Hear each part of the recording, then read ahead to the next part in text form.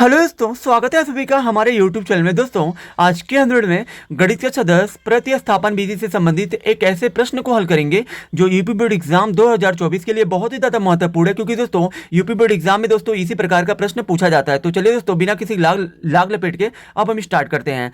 जैसे कि दोस्तों हमारा क्वेश्चन दिया गया है 0.2x प्लस 0.3y बराबर 1.3, और दोस्तों हमारा दूसरा समीकरण दिया गया है 0.4x प्लस 0.5y बराबर 2.3। तो दोस्तों कभी भी दोस्तों अगर आपको दशमलव वाले समीकरण को प्रतिस्थापन विधि से हल करने के लिए कहा जाए तो दोस्तों आपको जो बिल्कुल भी घबराना नहीं है। दोस्तों आपको लिखना हल में दोस्तों पहला जो समीकरण दिया है आप इसे दोस्तों सिंपली सा पहले लिख लीजिए। तो आपका दोस्तों पहला समीकरण दिया है 0.2x प्लस 0.3y बराबर में दोस्तों 1.3।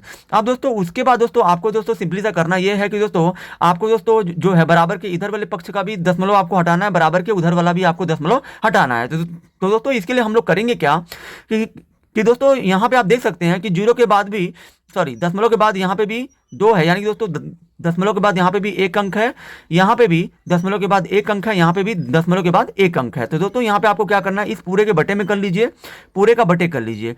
बटे में दोस्तों आपको करना ये है कि दशमलव के लिए आपको एक लिखना है, ठीक है दोस्तों। दशमलव तो एक लिख दीजिए।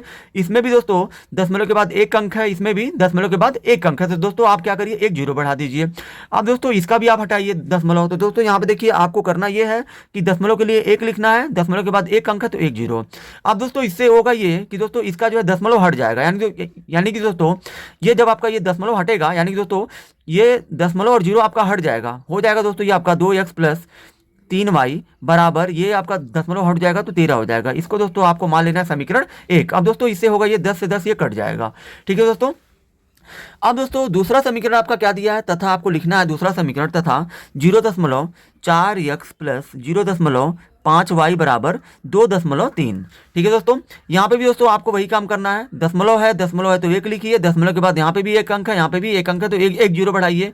इधर दशमलव के लिए एक, दशमलव के बाद एक अंक है तो एक जीरो, 10 से 10 कट जाएगा, दशमलव हट जाएगा, जीरो हट जाएगा तो आपका हो जाएगा 4x प्लस ये दोस्तों दशमलव हट जाएगा तो जीरो भी हटेगा तो आपका हो जाएगा 5y बराबर में दोस्तों ये आपका दशमलव हट जाएगा तो 23 हो जाएगा। ये आपका हो जाएगा समीकरण 2। अब दोस्तों यहाँ देखिए समीकरण 1 और 2 को अब दोस्तों आपको क्या करना है, क्योंकि दोस्तों हमें इसे प्रतिस्थापन विधि से हल करना है। तो दोस्तों प्रतिस्थापन विधि का दोस्तों सिद्धांत ये होता है कि जो भी आपने समीकरण 1 या 2 बनाया है तो दोस्तों उसी समीकरण 1 या 2 को दोनों में से किसी एक समीकरण को लेकर आपको दोस्तों समीकरण 3 बनाना है। वो भी दोस्तों कैसे आप बनाएंगे, यहाँ दोस्तों देखिए। दोस्तों आप यहाँ पे क्या करिए, समीकरण मैं यहाँ पे लिख रहा हूँ समीकरण 1 से। तो दोस्तों यहाँ पे देखिए समीकरण 1 से हमारा क्या होगा, समीकरण 1 दोस्तों हमारा क्या दिया, 2x प्लस 3y बराबर दोस्तों आपका 13 दिया है। यहाँ पे दोस्तों आपको क्या करना है, 2x बराबर 13 है, यहाँ पे 13 लिखिए, प्लस 3y को भेज दीजिए, इधर हो जाएगा माइनस 3y। अब दोस्तों यहाँ से आपको x का मान निकालना है। तो दोस्तों x बराबर आपका हो जाएगा 13 माइनस 3y, और दोस्तों ये 2 चला जाएगा इधर तो हो जाएगा बटा, क्योंकि दोस्तों 2 और x जो है यहाँ पे गुणे के रूप में, गुणा जब जाएगा तो बटा बन जाएगा, बटे में आ जाएगा 2। ये दोस्तों आपका हो जाएगा आप समीकरण 3, ठीक है दोस्तों। यही दोस्तों हमने क्या किया है कि समीकरण 1 या 2 में से किसी एक समीकरण को लेकर चलते हैं। तो दोस्तों हमने यहाँ पे क्या किया, समीकरण 1 से हमने क्या किया, समीकरण 3 बना दिया।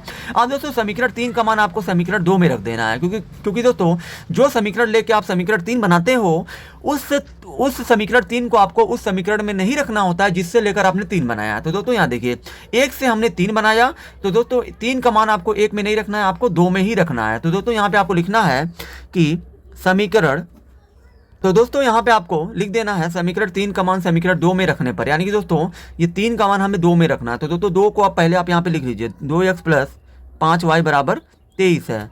अब दोस्तों यहाँ देखिए जहाँ जहाँ पे x रहेगा, जहाँ जहाँ पे x है वहाँ पे x बराबर आपको ये वाला मान रखना है, क्योंकि दोस्तों 3 का मान हम 2 में रखना है। तो 4 है तो 4 और दोस्तों x के बीच में कुछ नहीं तो गुणा है।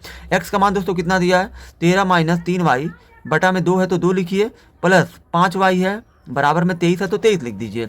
अब दोस्तों यहाँ देखिए ये 2 से 4 कट जाएगा 2 बार में, ठीक है दोस्तों, 2 से 4 2 बार में कटेगा, और दोस्तों 2 का गुणा आप 13 में करके कोष्टक को हटा लीजिए, 2 का गुणा 13 में करेंगे तो ये आपका हो जाएगा 13 दूना 26 माइनस 2 तिहाई हो जाएगा 6y, और दोस्तों बाहर ये प्लस में 5y है तो ये 5y आपका रहेगा बराबर 23 है तो 23 है, ठीक है दोस्तों। अब दोस्तों यहाँ देखिए ये आपका -6y है प्लस 5y है। तो दोस्तों यहाँ देखिए, इन दोनों का हम लोग आपस में गणना कर सकते हैं, यानी कि दोस्तों इन दोनों को हम लोग आपस में जोड़ या घटा सकते हैं। तो दोस्तों ये माइनस में और ये प्लस में है, तो दोस्तों जब माइनस प्लस होता है तो घटता है। जो दोस्तों बड़ा होता है पहले आपको उसका चिन्ह लेना होता है। तो दोस्तों इन दोनों में 6 बड़ा है तो 6 का चिन्ह माइनस है, तो माइनस 6 में से 5 गया 1y, यानी दोस्तों यहाँ पे आपको खाली y लिखना है, एक यहाँ पे छिपा है। अब दोस्तों यहाँ 23 है तो 23, ये प्लस 26 को भेज दीजिए उधर, हो जाएगा -26।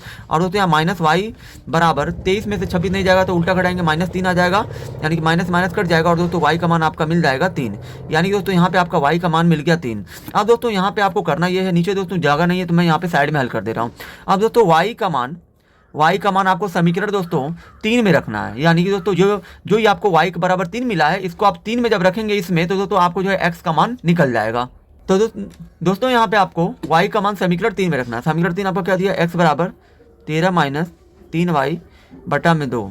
तो दोस्तों यहाँ देखिए 13 तो 13 लिखिए, माइनस 3y को दोस्तों हम लोग 3 गुणे y लिख सकते हैं। तो दोस्तों यहाँ देखिए ये 13 हो गया, 13 माइनस है तो माइनस, 3 और y के बीच में गुणा है, y का मान दोस्तों कितना है यहाँ पे 3 है, तो यहाँ पे y की जगह पे आपको 3 रख देना है, बटे में दोस्तों 2 है तो 2।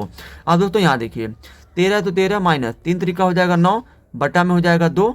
और दोस्तों 13 में से 9 गया 4, 4 बटा में 2, और 2 से आप 4 को काटेंगे 2 बार में कटेगा, यानी कि दोस्तों यहाँ पे आपका x बराबर यहाँ पे दोस्तों कितना आ गया 2। यानी कि दोस्तों हमारा समीकरण का दोस्तों जो हल होगा, यानी कि दोस्तों अंत में आपको लिखना है अतः x बराबर 2 और कामा y बराबर 3, यही दोस्तों आपका समीकरण का हल होगा, यानी कि दोस्तों यही आपका आंसर हो जाएगा। आई होप कि दोस्तों आप सभी को ये वीडियो बहुत ही ज़्यादा पसंद आई होगी। अगर आप हमारे चैनल पर नए हैं तो हमारे चैनल को सब्सक्राइब जरूर करें।